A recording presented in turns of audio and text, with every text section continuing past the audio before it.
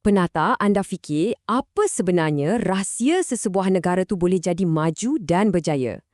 Jawapannya, ada satu perkataan yang sangat-sangat penting, integriti.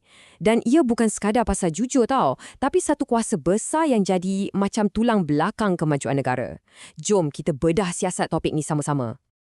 Okey, mesti anda fikirkan, apa kena-mengena pula kejujuran saya seorang ni dengan pembangunan satu negara? Soalan ni memang bagus. Dan inilah yang kita nak jawab. Anda akan nampak nanti macam mana setiap tindakan kecil yang jujur tu, percayalah, kesannya tu jauh lebih besar daripada apa yang kita bayangkan.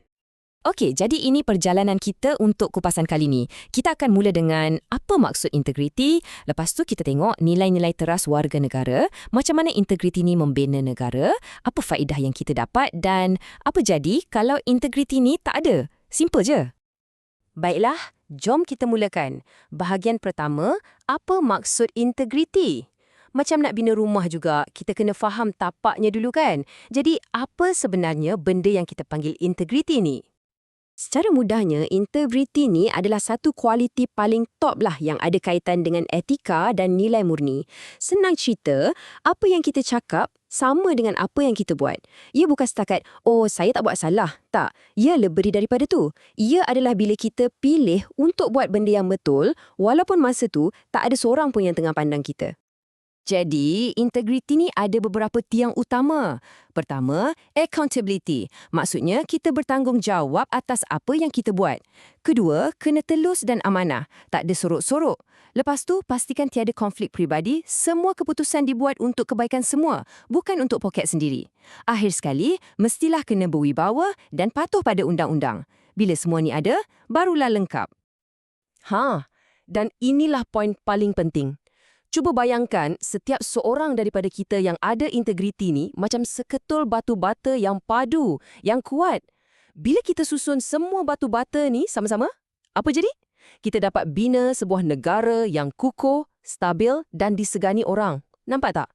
Kuasa tu bermula dari kita, dari setiap individu. Okey, sekarang kita masuk lebih dalam sikit. Bahagian kedua, nilai teras warga negara. Apa sebenarnya nilai-nilai yang membentuk seorang warga negara berintegriti ni? Ada 5 yang utama. Jom kita tengok 5 nilai ni satu-satu. Mula-mula, kejujuran. Contoh paling senang, bayar cukai dengan betul. Duit cukai itulah yang jadi jalan raya hospital kita. Kedua, harga diri. Bila ada harga diri, kita akan tolak rasuah sebab maruah kita lagi mahal. Lepas tu, kena ada toleransi. Hormat perbezaan antara kita. Buat keputusan pula kena rasional, bukan ikut emosi. Dan lagi sekali, patriotism. Sokonglah dasar-dasar yang elok untuk negara. Semua ni macam satu pakej lengkap. Okey, tadi kita dah cakap pasal teori, pasal konsep. Sekarang, jom kita tengok macam mana benda ni berfungsi dalam dunia sebenar. Bahagian ketiga, integriti membina negara. Ini contoh-contoh dalam tindakan. Dari segi pentadbiran, maknanya dasar anti rasuah tu bukan setakat atas kertas, tapi betul-betul dilaksanakan. Tak ada kompromi.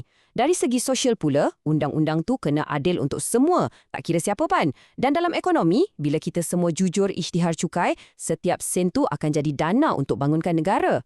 Nampak kan? Semua ni saling berkait dan menguatkan satu sama lain. Baiklah, bila kita dah buat semua ni dengan betul, apa pula ganjarannya? Apa hasil yang kita akan dapat? Jom kita masuk bahagian keempat, manfaat integriti nasional. Percayalah, manfaatnya memang sangat besar. Cuba bayangkan, nama negara kita jadi gah, dihormati kat seluruh dunia, pentadbiran kita telus, sampai pelabur asing pun tak ragu-ragu nak labur kat sini. Apa jadi bila pelabur masuk? Lagi banyak kerja. Ekonomi kita boom.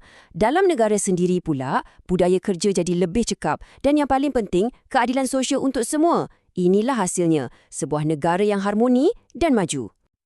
Okey, tadi kita dah tengok syurganya. Tapi, untuk kita betul-betul hargai cahaya, kita kena tahu juga gelap tu macam mana. Apa jadi kalau kita abaikan integriti? Jom kita tengok. Bahagian kelima, ancaman tanpa integriti. Perbezaannya, macam langit dengan bumi. Sebelah sini, negara berintegriti. Ekonomi mantap, bebas rasuah. Sebelah sana, negara tanpa integriti. Pelabur lari, rasuah jadi macam norma pula. Ini bukan cerita dongeng tau. Ini adalah dua jalan yang sangat berbeza dan pilihan tu terletak di tangan kita semua. Carta ni tunjukkan betapa dahsyatnya kerosakan bila tak ada integriti. Ia bukan setakat rosakkan satu benda je. Tak, ia merebak macam penyakit barah. Kena kat politik, kena kat pentadbiran, merebak ke ekonomi, musnahkan sosial dan akhirnya ia akan merosakkan nama baik negara kita di mata dunia. Semua sistem lumpuh. Okey, sekarang saya nak bagi satu dilema untuk anda fikirkan. Bayangkan anda ada kuasa. Ada satu tender kilang ni, kalau lulus memang banyak peluang kerja. Tapi kilang ni akan cemarkan alam sekitar. Jadi, apa tindakan anda yang rasional? Nak kejar untung jangka pendek atau fikirkan pasal warisan untuk anak cucu kita nanti? Masa inilah integriti kita diuji. Dan ini membawa kita kepada satu kesimpulan yang paling penting sekali. Perubahan besar tu, ia tak bermula dari atas. Ia tak bermula dengan orang lain. Budaya integriti yang kita idam-idamkan ni, puncanya, akarnya bermula dari dalam diri kita sendiri. Jadi, pusing-pusing, kita kembali kepada anda. Membina sebuah negara yang hebat tu bukan kerja orang lain. Ia kerja kita. Ia bermula dengan setiap pilihan kecil yang kita buat setiap hari. Ia bermula dengan anda. Jadi, soalan terakhir saya, anda bersedia?